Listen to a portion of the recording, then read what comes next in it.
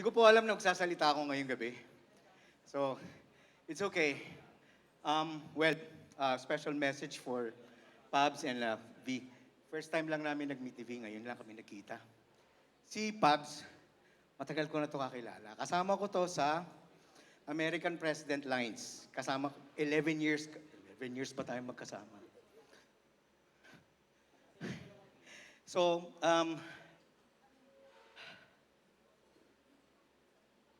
enjoy ako nung kasama ko si Pabs.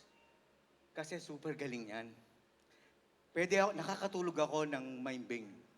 Pag iniwan ko sa kanya yung trabaho, okay, magagaling silang lahat. As a matter of fact, meron pang kasamang dalawa dito, si Ryan at saka si Bagets. Okay, so, magaling yung team ko noon.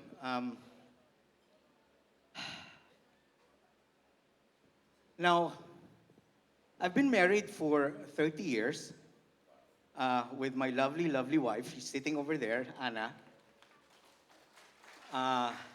So, I have a thing or two to say. Well, this is not easy. As a matter of fact, I'm guilty as charged. Hanggang ngayon, hindi ko pa siya kaya gawin. Okay, pero may nakapag-tip sa akin noon nung kinasal kami, 30 years ago, 1992. Thank you. Na ang sabi sa amin, huwag kayo matutulog nang magkagalit kayo. Okay, so, hanggang ngayon, hindi ko pa rin siya nagagawa. Hindi ko pa siya na-perfect. Okay, nagagawa ko minsan. Okay, so yun yung pinaka... Kasi ang sabi, keep the fire burning. Kahit maputi na ang buhok ko. Maputi na nga. So, yun, congratulations. Pabs, ang tawag ko sa kanya noon, si Pabling.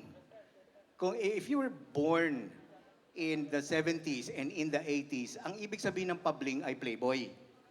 Hindi siya playboy, V. Playgirl siya. Ay, hindi. Loko lang.